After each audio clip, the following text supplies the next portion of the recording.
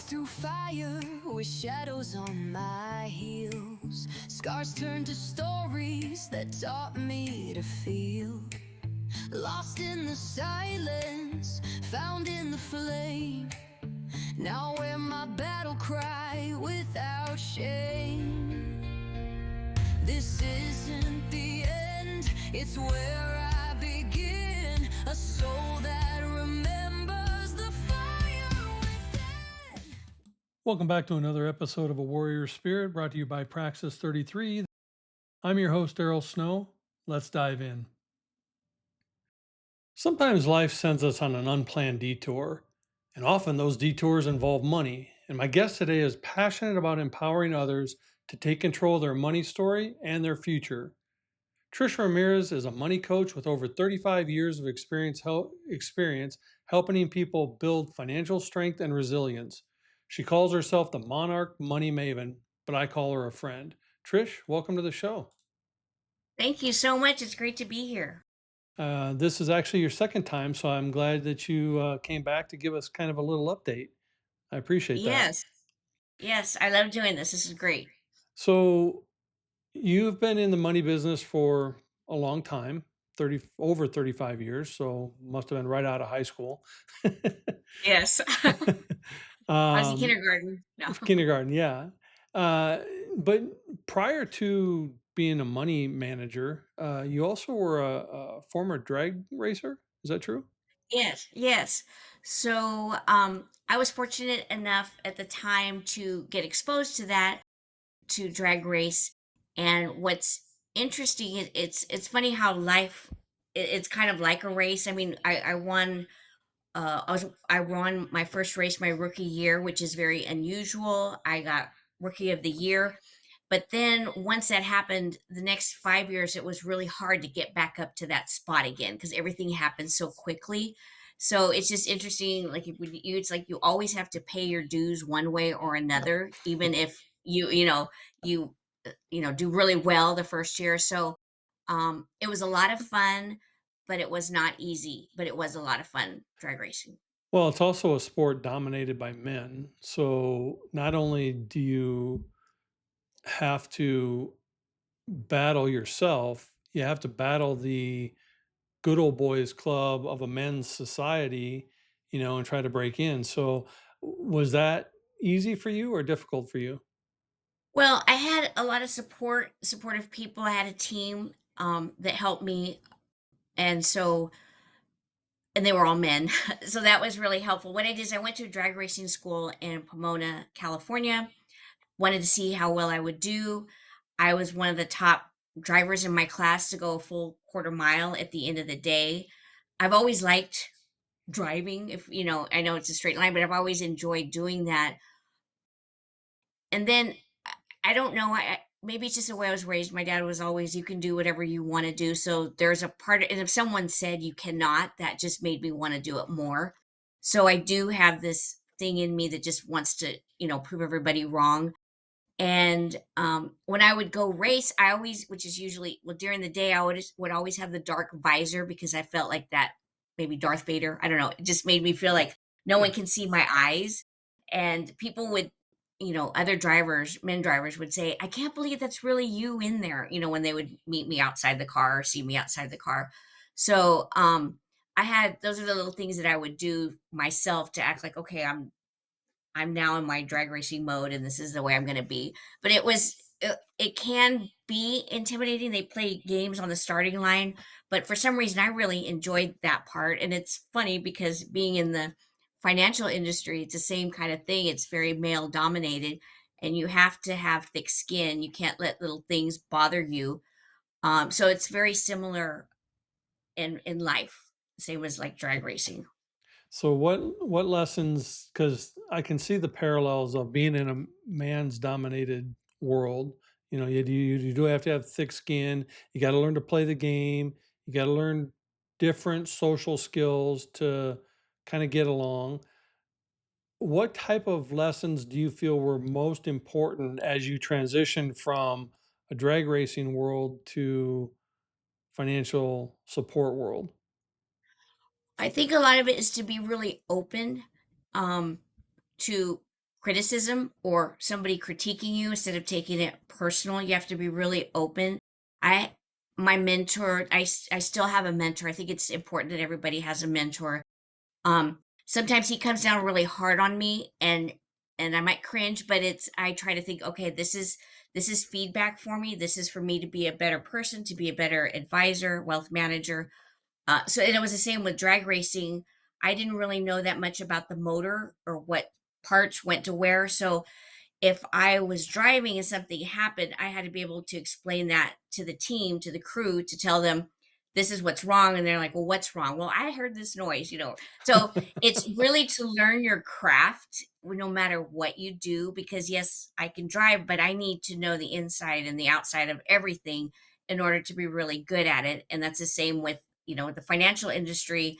Whatever you do, make sure that you really know the inside and the outside, study it, educate yourself, but be open to learning new things. It might not be what you think you need to know at the time. And that's where maybe we get defensive, but you really need to be open to listening to those that know more than you do. And it takes a little bit, I guess, a little bit of self-confidence to know it's not you personally. There's someone's just really trying to help you. Well, you also have to take your ego out Right, because, exactly. if you're I think all coaches should have coaches, Hmm. and those of us who have a coach who don't challenge us or don't push us or don't give us new information, then they're really not benefiting us as a coach. But in order for that partnership to work, as the recipient, you really got to take your ego out of it and go, okay, this person is there to make me better. I Right, can't be better if I don't understand my faults or know my faults or where I'm needing to improve, not necessarily faults, but where I need to improve.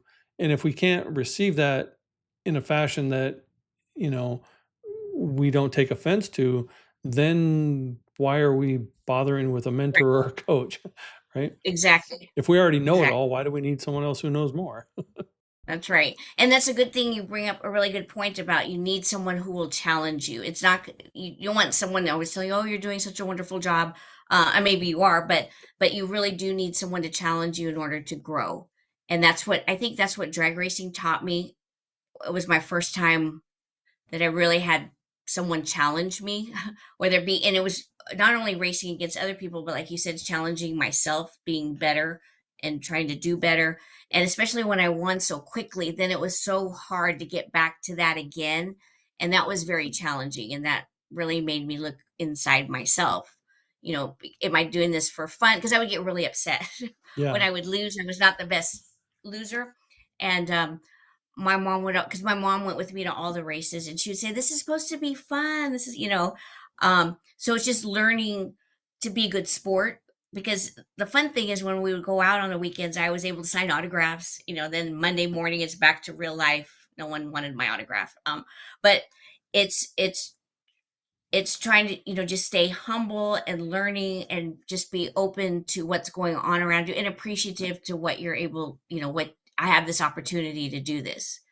So it was. I've been an athlete my whole life, not a high level athlete, but an athlete nonetheless. And so I found in the sports that I participated in, the people who found instantaneous success really struggled when it went away, really struggled when they couldn't repeat it, as opposed to those of us who had to work really hard for any type of success. We understood the ups and downs and how to, get back up and how to fight again. Did you kind of go through that since you I were did. right at the top right away? Yes, I did. I went, and it's funny because this is before I really knew anything about manifesting, or which, I grew up religious, and I believe in God, and prayer, I feel like, is a way of manifesting. So I did do that. But what I would do every night is I would sit in the car and go through everything mentally, and I would try to do it at least 10 times. That was before. And then I won the race. And then I thought, oh, I won. I don't need to do that anymore. And I look back, and that was my downfall, because I thought I already did it. I don't need to do that anymore. So it was really hard, and I did struggle, and I struggled with the team because then we would argue about it's your fault, the car did this, or it's your fault, you were late on the starting line. So it was to me a struggle, and I could have done things different. You always look back and realize you could have done things different. So how does that translate into, because now you want to empower others to take control of their life, and specifically with money, because that's what you're about. But um, you know, as I mentioned at the top of the show, a lot of we all have detours in life where our life rarely goes in a straight line, and a lot of those detours do involve money. So how did you get so impassioned with helping others resolve their money story and become resilient in their money future? What triggered that aspect of you wanting to help others? Well, I didn't grow up with a silver spoon. I didn't. It was my parents. They loved me, and so mom and dad, nothing bad. But I didn't grow up with a lot of money, and I didn't really notice that till I went to school, and that's when it seems like you notice. And as I got older, I grew up in like northern California in the foothills. I just wanted to get out of where I was at. I lived in Marysville, um, and so everything that I learned, I kind of learned the hard way. But what I realized is not, I'm not the only one. Not everybody grows up with money, or not everybody in their family really talk about money. And so through my experience, I've seen a lot of other people go through the same thing. And so, through research, through the work that I do, I found different tools that I can use, and I really wanted to share that with other people because it can have an effect on marriage. Marriage is, I mean, 50%, it's a lot of times it's because of money.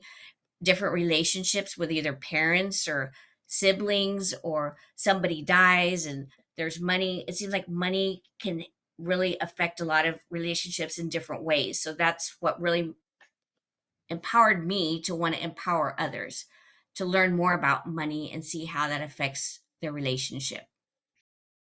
And one of the things that happened in your own life, you to use your racing analogy, you had a unexpected pit stop of your own. You were married and then divorced. Mhm. Was it a sudden, unexpected divorce, or was it a slow burn towards the end? I think it was a slow burn towards the end, and I think I may have used racing as a reason why, because we were racing at the time. And but that wasn't really the reason why.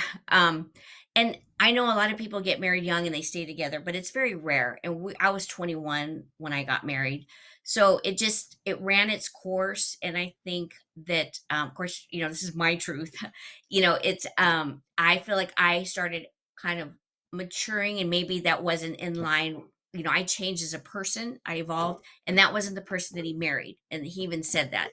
So I just think that we just kind of grew apart. I know that's a cliche, but that was another point in my life when I realized, okay, what assets do we have? Because I was 35 when we got divorced. And really we had all the toys, we had the race car, we had, jet ski. And then when you look at what do I really have as far as investment, and I worked in the financial industry, it wasn't a whole lot. So that was another wake up call for me of, okay, what am I doing? What am I doing with my money? And so that was a detour. But as in everything else, I feel like I've come out better on the other side of all of that. How long till you got remarried then? So I met my love of my life now. We knew, so my first marriage, we knew each other 6 months, we eloped. My husband now, we've known each other for like 20, it's been over 23 years, and we've been married 12. So I knew him for about 11 years before we actually got married. So I feel like we really know each other because we've been through everything possible that you could think of, and we're both mature, adults. It was his first marriage. He was 54 and I was 40 something. He's 7 years older than me, 8 years older. So it was taking that time to really know each other. So I feel like that was really a huge difference, knowing who I was marrying. Were you friends with him while you were married to your first husband? No, I didn't know him then. I didn't know him at the time. No. So it's unusual for the first marriage to be at 54, so Hmm. that's a little later. So he was just like preparing and waiting until Trish was That's what I ready. said. And He was just waiting. Yes, which yeah, he had a son. He had a son, but he never married, and he raised his son. But that's what we always joke is that he was just waiting for me to come along. There were a lot of sad ladies in the house because of it, but but I won. there you go. See, still in the winner circle. You're Still in there. the winner's circle. Yes, yes, that's right. Uh, That's right. and as I mentioned, life throws these curveballs, and divorce wasn't your only curveball. You worked a long time for one company, and then out of nowhere, they kind of just let you Yes, go. And that yes. was, you were in your 50s?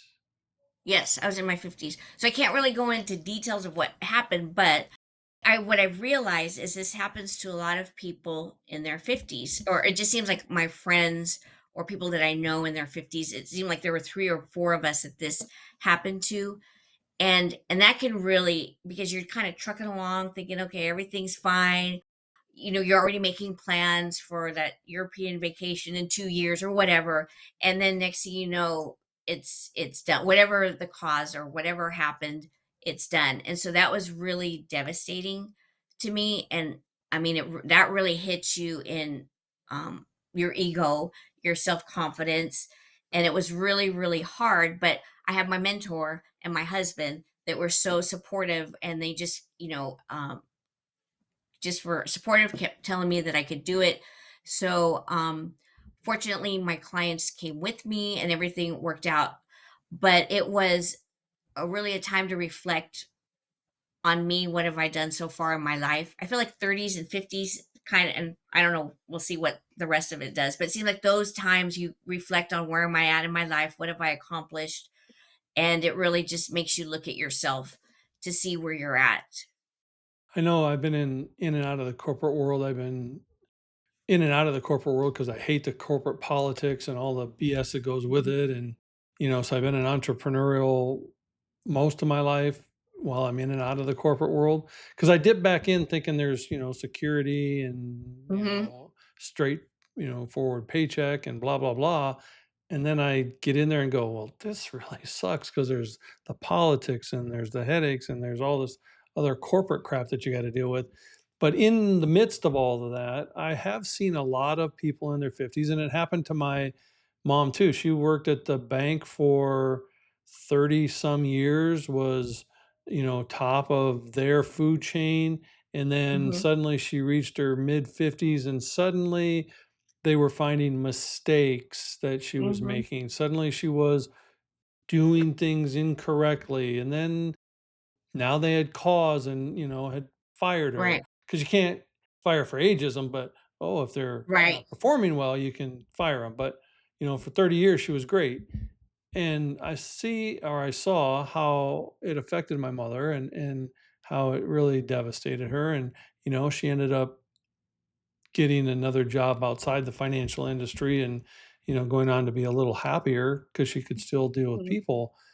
But I think ageism happens and corporations get away with it because they can hire 2 young kids for the price of what they're paying for you. And so then suddenly they find reasons to get rid of you. When you're dealing with your clients who are in that situation, what do you tell them? Well, most it's funny because a lot of my clients are entrepreneurs themselves or business owners.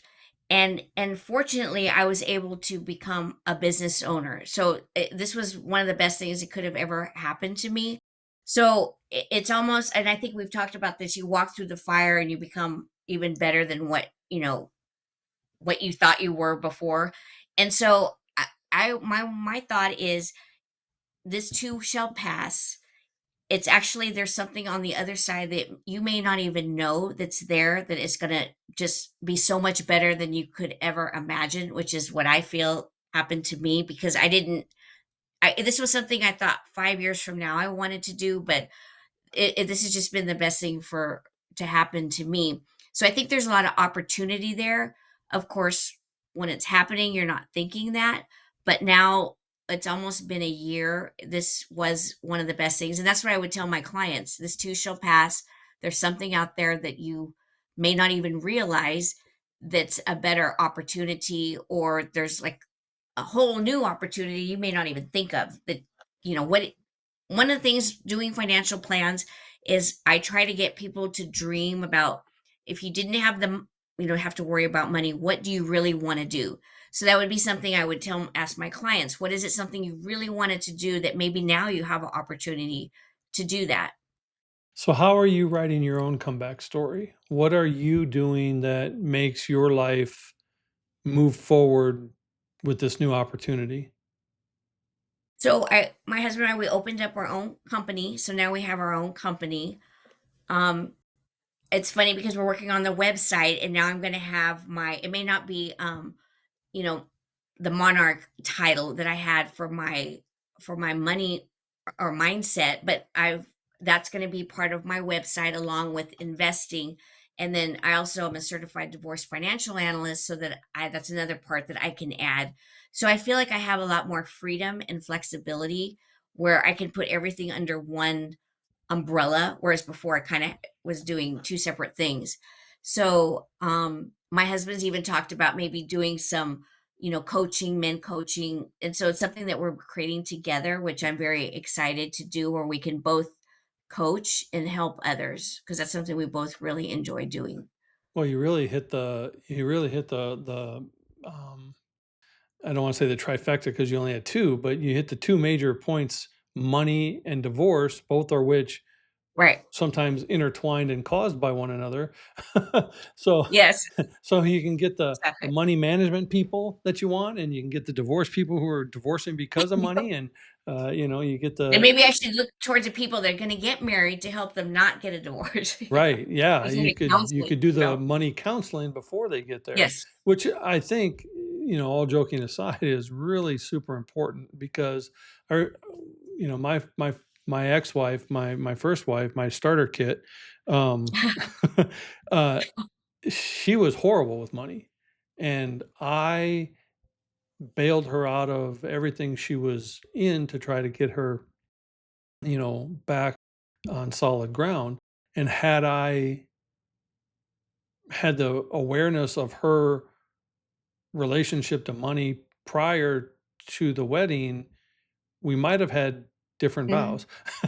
mhm, They yeah, might they might not have been as, extensive as they were, but that conversation never happened, you know? right, And I think too many people go in thinking that they'll change the other person, or, once they're married, it'll become different. mhm. It won't, you Yeah, know? and that's a tough conversation because, that's when you're in love, and then to bring, and I know maybe it comes up in the back of our minds, but we don't wanna bring it up because everything's going so well, we're gonna get married, what if we uncover something? So that is a very difficult conversation to have, but I think it's really important, just like you said, very important to do Yeah, that. my wife is very much adamant about, the money talk ahead of time, because you don't want that to be, since it is a common factor in divorce. If you talk about it prior, you eliminate that it Mhm. becomes, or you mitigate it to a smaller percentage, that it becomes the reason for your issues within the marriage, because Right, you've already right, had the knowledge and the conversation. So exactly. I don't think it's going into it thinking, oh, we're gonna fail, so we got to talk about money. No, we're gonna No. strengthen our relationship by having a better understanding about our money. you know Right. And at least how one person might see money a certain way and the other person might see money in a certain way. And if you're not communicating that, then there's, cause for argument. So it's good to understand a person's point of view of what, maybe one person doesn't think spending $1,000 without discussing it is okay. And the other one may think, well, wait a minute. But if they don't have the conversation, then they don't know that, and until something happens, and then it's not good. I'm gonna switch topics real quick on you, for just a couple minutes. I know that outside of money and drag racing, there are a few other things that have been important to your life, and I, I know that the Rotary, Yes. I'm going to forgive the cowboy jersey for now, just because we're friends. Okay, go Cowboys. Yeah. I spent 7 years living in Dallas, and it was either cowboy season or cowboy season. They forgot that they had other sports teams, right? So, Yes. but I'll forgive you for now. But the Rotary is Yes. important. And why was this such a important aspect of your life? Because I used to be a member of the Rotary. I had a great friend who was 30 years in the Rotary, and understand it, but why was it important to you? It was important to give back, and I believe that growing up, with God in my life, that's something that we learn is to serve others, or we want to serve others. And Rotary, what really impressed me is that they're an international organization, and there's no religion or politics involved. So it doesn't matter what, what your belief is, but as long as you're giving back to others. And the people there are very impressive. I was networking. I was trying to find all these different networking groups, but this Rotary, I was able to bring my husband, my family to the different functions. They were all welcomed. It wasn't just me by myself. So family oriented, and that was all really important to me. And now, I mean, we serve the community. I know a lot of different people from doing that in the community, and it's just something important. I think is just giving back to Did you others. work your way up the The governmental Rotary chain, ladder. the board, Yes. Yes, corporate ladder? so this one is when I was president. So I became president 2019, 2020, which was very difficult because that was during the shutdown. And that was the first time I used Zoom. Never had used Zoom before. And we had meetings on Zoom. We'd never done that before. We raised money on Zoom. We did all kinds of different things on Zoom. And then I was president 2021 and 2022. So I think this was 2021, 2022 when I was president a second time, and we could actually go out and see people. And this was at the awards dinner, I believe. I think that's where this was. So and we are all supposed to wear our sports regalia, which I'm in 49er territory. So I stand out like a sore thumb, but that's okay. You're a brave woman. Yes. I had my husband with me, so There he's a you big go. guy. He's a muscular guy. So this was great. And like I said, I could bring my husband with me. What other organizations can you go to? You network, and you can bring your whole family. I think it's great. So, what was your proudest accomplishment as president? Because, like I said, my friend was in it for 30 years. She was president for many of those years, off and on, as well as other positions. So, what was your proudest accomplishment as a Rotarian? Well, to me, maybe this kind of might be a little bit selfish, but my personal development as president, where you have to lead your club, when we were doing Zoom, it was to keep everyone inspired through Zoom. That's not the easiest thing to do, to raise money. We did different fundraisers on Zoom, and we try to get like our whole district to come on Zoom. Um, and it was fun being creative with the different Rotarians on how can we make this work. And then just being able to speak in public. I know I think you said you're kind of used to speaking in public, but that's one of the hardest things, for people to do, is to speak in public. And to do that for us, it's every 2 weeks, really helped me to get comfortable with speaking in public. And there's just so many different skills that I learned from speaking in public, learning how to run a meeting, um, learning how to run a board, all of that I think is just something that I got to do for free. Yeah. I didn't have to go to school for that. So there's just a lot of things you can learn also, and getting to know everybody. I mean, People would and my rather jump off a building than speak in public, for yes, sure. yes. So those are good. Do you think some of your drag racing life helped in that? I think so, because you have to have a little bit of I don't care in order to do it, not be too concerned with how you look or um, what do people think of me kind of thing. So I believe that it just kind of toughened me up for this, for being able to do this. And coming up, you have to be able to have ideas that people may think that's crazy, but that's okay. It's okay to be a little crazy. Well, it allowed you to wear a Cowboys jersey in That's 49er right. country. That's pretty good. Another thing that was, and you mentioned this just a little bit ago, but the Monarch mindset. By the way, I love the logo as a former graphic designer. That's Oh, really thank beautiful. So, talk a little bit about the Monarch mindset? So what I loved how I came up with this concept, my husband and I both did it together, is you think about, it's a caterpillar that turns into a butterfly.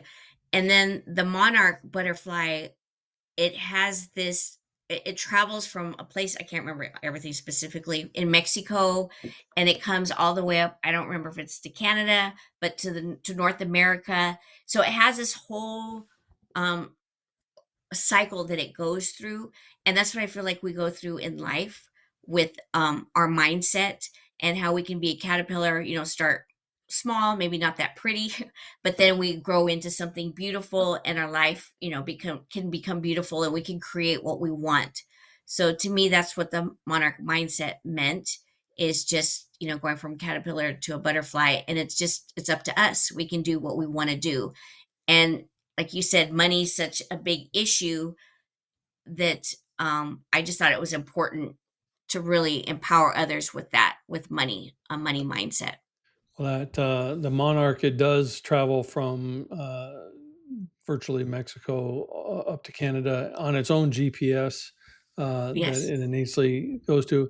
And I love the idea of the caterpillar and the butterfly, and I use that analogy a lot in my own coaching uh, Mm, clients. But I talk about it a little differently than some coaches because everyone talks about the transformation and how you turn into this beautiful butterfly, hmm but very few talk about that actual transformation and the gooey, messy middle part. mm, Like if you actually know what a caterpillar goes through in order to become that beautiful butterfly, that's a whole lot of messy middle that people kind of just skate over. And it's part of the transformation that actually makes it beautiful. yes. And And the that other is so true. Go Yeah, ahead. and no, and the other part of the butterfly is that people don't understand that if you help a butterfly out of its cocoon, it will not live. It will die Oh, because it's the struggle of breaking through the cocoon that strengthens its wings enough to fly. So you have to do the work yourself in order to make that beautiful transformation to be the butterfly that can live and fly. yes. So it's a bigger process than just this little caterpillar to now this beautiful, Right. new, and it's an entirely different species and creature. So it's Wow. like, Yeah, it's amazing because like you said, life is messy. I mean, I act happy right now after what I went through a year ago, but it was messy. You can ask my husband, it was messy. And I could put on the smile and the brave face, but it wasn't pretty, and that's okay. That's like what you just said. It helps you to get through it, to get through the struggles, and there's going to be more struggles in life, but just to know that it will pass, and there's something else on the other side that you may not even dreamed of, or maybe you did dream of it and it's actually coming true. So I so like that. if someone were to, let's say someone knew you for your whole life, right? Or a brand new person who's never met you.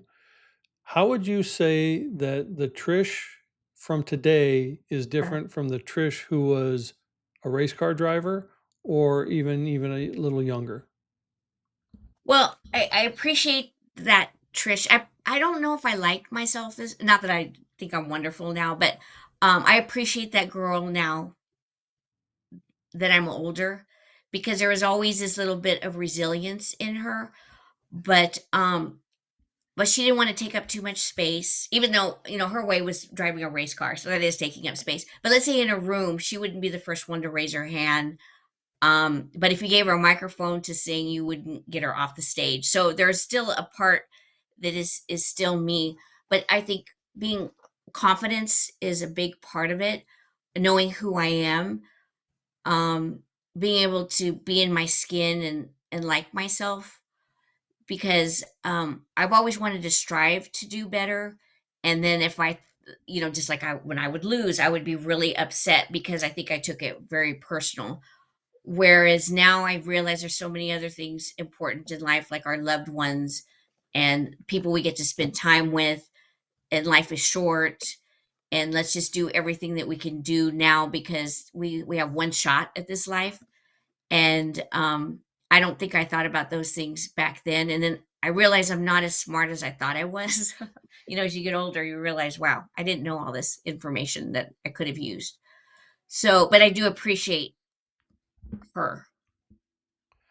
What do you think, other than age and being able to see life through hindsight vision, what do you think helped with that monarch transformation of your own the most?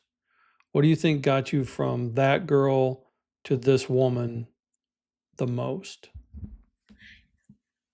Oh, it's interesting. I think people come in your life at certain times that you don't expect. They come and go, and you might be sad when, someone's gone. But I really believe that certain people came into my life that I needed at that time during different periods of life.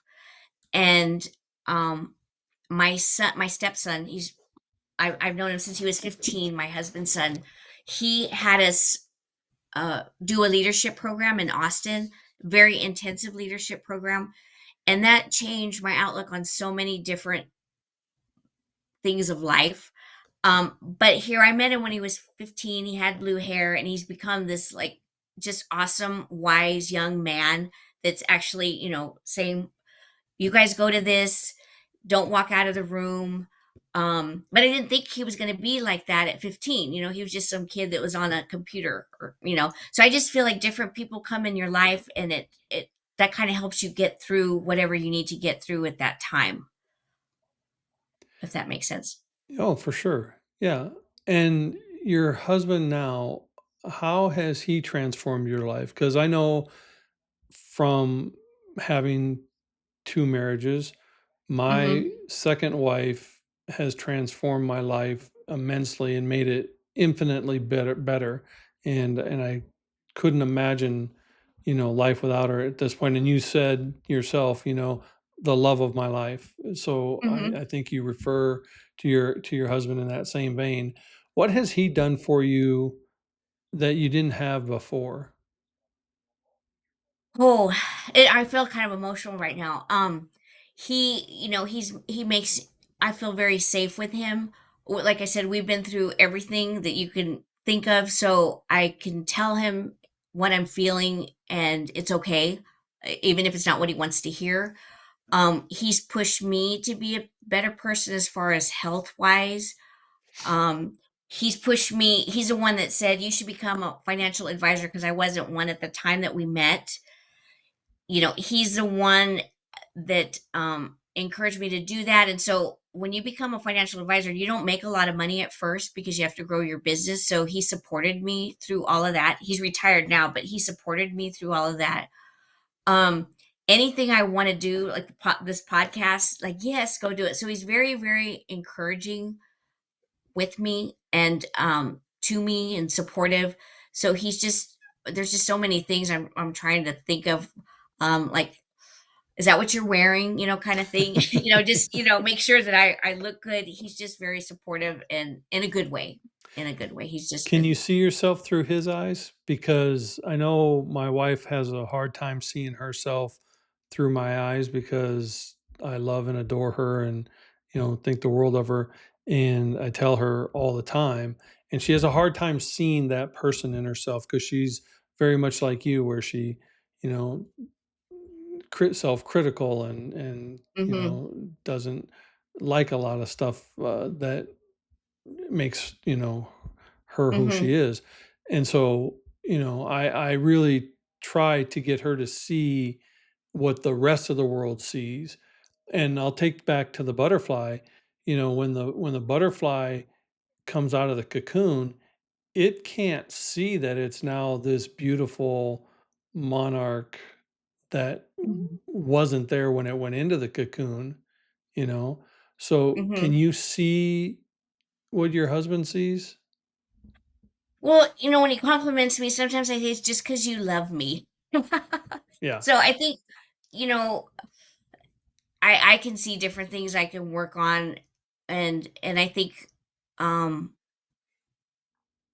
I'm always maybe I don't always see that, but I appreciate him, trying to tell me that I can just see all these other things I need to do better, but, you know, that's okay. Yeah. Well, I think it's important for us to be able to see what the rest of the world sees, especially when Mhm, it's good, you know, mhm. because we already see enough of our own bad. I think Right. we need to be able to see the goodness that the rest of the world sees as well, you know. Mhm. So I hope that eventually, both you and my wife get to there Yeah. where you see what the husbands see, you know. Uh-huh. Um, so what do you want to be known for? What do you want your legacy to say when you've long finished doing all this good work that you're doing and you've long passed? What do you want people to say about Trish Ramirez, and what type of legacy do you want to have left behind? So I heard, I'm stealing this from somebody else. I heard someone say that God put them on this world or this earth to help a man or a woman, and they don't know who that man or that woman is, so that's why they're just helping everybody.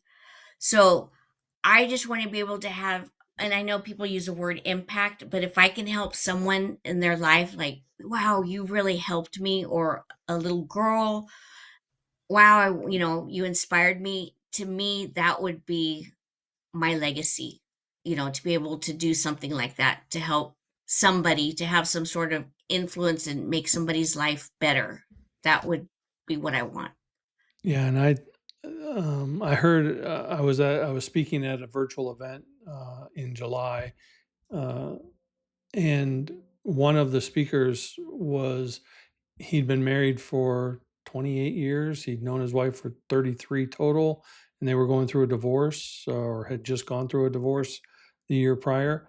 And he told the story of when he was talking with his daughter, his oldest daughter, and he was talking about legacy and wanting to, what kind of legacy he wanted to leave.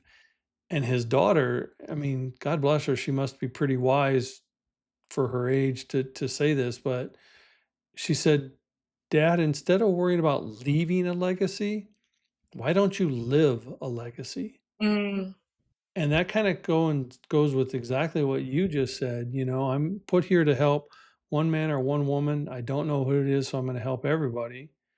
That's kind of living that legacy that you're wanting to leave, right? mhm, mhm, So I just thought that definitely. was really profound for a young girl to tell her dad. Yes, yes, because like you were saying, just let's live it now. I mean, this is, like I said before, we have one life now, and let's make it as fun as we can and make it as good as we can and help those that we can. And to me, that's what feels really good when you know you've helped somebody. Yeah, and I do think we're all here to help others. I don't think we're all here Mhm. to do it for ourselves. Uh, one of the one of the reasons that my wife and I work so hard isn't for the money that we can acquire for ourselves, but it's how many other people can we help, Right.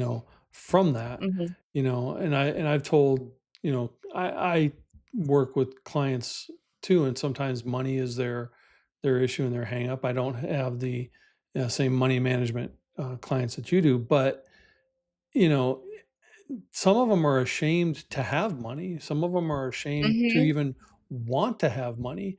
And, I remind them, if you wanted to go into McDonald's and buy everybody a hamburger, you can't do it with your good looks and charm. You have Right. to have some money, right? Yes. So Yes. it's not bad to Mhm. acquire money if you want it for the right reasons. Do you Right. find some of your clients have a similar hang up? I do. Especially coming from a religious side of, money. I think we've talked about this before. Money is the root of all evil, but money's really just an instrument that we use to barter or to buy and sell. So it's not really that dollar or that coin, it's who's handling it.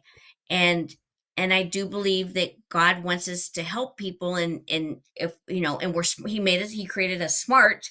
So we can make money and we can help other people. And I think that that's a good thing. I was having this conversation the other day with a former preacher minister, and he was trying to overcome, he was working with a coach to overcome his money mindset Mm, because in his ministry experience growing up watching his dad be a minister and him being a minister and all this, they had this same anti-money view. And I reminded him, I'm like, well, you're teaching the Bible, and in the Bible it's about prosperity and right.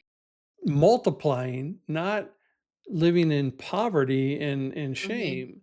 So how can you be preaching the Bible and still trying to wrestle with this, oh, I have to be poor, Right. syndrome? It just doesn't make sense. No. Why do you have to be poor? No, you should be abundant. Right. Exactly. Because somehow some people view poor as more virtuous, I guess, but that's not what that's not what it teaches. So No. I totally agree with you on that. I mean, I haven't read every line in the Bible, but I read enough, and I don't ever recall, your virtue is poverty. No. Right. No. No, exactly. Exactly. But I do know some people that Yeah. act like that. So, Yeah. So what is your biggest challenge when it comes to people changing their relationship with money, other than what we've just discussed about the poverty mindset? um probably, I think for young people, I'm just trying to think, is especially now that everything's social media, is like maybe spending too much looking. And I remember when I was younger, I wanted to have the Gucci purse and this and that, and um but maybe spending more than what they have, but to show on social media all, the money that they have or the watch that they bought or something like that. Um, that you don't have, or the vacations, the experiences that they went on, or standing at the edge of the cliff or whatever to take a picture. I see a lot of that. People our age, which I'm a Gen X, I'm not a boomer, but I'm trying to think like with them. Theirs might be almost like living too long, because people are living, a long time now, and what they thought they were going to leave to their children isn't happening because they need it for, health reasons or assisted living or something like that. Um, and then a lot of times and I've seen this happen very recently, the adult children are thinking that they're going to get part of that money. And so those are some of the things I see with the older generation or our generation. But the younger ones, it's more of look at me on social media, look what I have kind of thing. And so maybe they're not saving what they, because if they started young, it would be so much easier when you get older. And I know they told me that too, and I didn't listen, but Yeah, um, none of us you did. know, it's like, how do you get, someone to listen when you're young like that? Because you never think you're going to get older, but it happens. Right. Well, and they So, know everything right off, the right, bat. right, So exactly. th- I heard somewhere that people spend the first 40 years of their life trying to acquire things, and the next 40 years trying to learn how to live without those things. Right. It's like, That's so so, true. yeah, it's like your That's arc so true. of the relationship with money changes. Um, I know that you've been on the show before, and we had kind of a discussion about your life back then. But what's your message to other women as you start to age? Are you too old? Are you too broken? Do you have all these things that you need to be worried about, or what's your actual message to them? Well, my message is, because I think as we get older, we think, are we relevant as women? Are we, you know, maybe not as cute as we used to be? Or, I think men age gracefully, and I think women, we it's a little difficult for us because, you know, we used to just be, even if we weren't beautiful, we used to be cute or whatever. So I think it's um still knowing that you're still relevant, that you're still important, and that you have value to add, you have wisdom to add to society right now. I think that's really important for women to know that. And um and if you don't have a handle on your money, see me, because I can help you with that. But I just want women to know that they still are important, they still are relevant to society, and we still need them. You said a couple of things off camera that I want you to address on camera. You said that, and again, this comes from your racing background, so, but you said that the race may change, but the driver in you still knows how to win. What do you mean by that? Well, in life, just like that messy caterpillar, it comes in different phases. Different things happen to you. You think, oh, I'm on this track of doing something this way, and then something, boom, hits you, unexpectedly. So you still have to keep that same mentality, but it's still maybe a different race.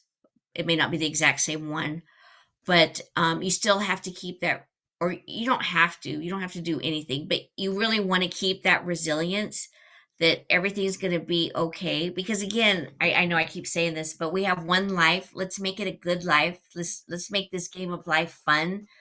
And it's not always going to be fun, but the majority of it can be. And though, nobody really wins at the end, but what we did in between is where we win. And so that's what I would say that means.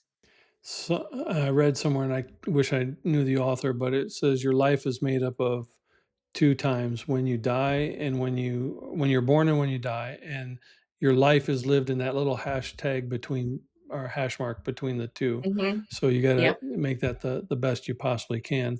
You also said off camera that you felt that the most powerful victories are often won after everything falls apart. Can Hmm. you elaborate a little? Sure. So in my experience, I felt like a year ago everything fell apart, and I was even I was thinking, when am I going to get another job? What am I going to do? I just want to go to bed. Let's lay in bed and eat ice cream or something. But that's really when, how you show up in life, and how you can really change it, or let it happen, or let it flow, whatever. But show up, like get up in the morning, because you never know what's going to happen that day. So it's like metal or gold, they put it in the fire to refine it and then make something beautiful. That's the way life is, I believe. So when things are just horrible, or you think that they're horrible, just remember that this too shall pass. I always think about this too shall pass, and what's going to happen in 3 months, it could be completely different. So, like the caterpillar. Life can definitely change a lot in 3 months if you really desire it. Which leads me into the final question for you, Trish. I asked it to you the Okay. last time you were here. I'm going to ask it to you again. Maybe it'll Okay. change. You have to go back and watch and see. Okay. What does a warrior spirit, or having a warrior spirit, mean to Trish Ramirez?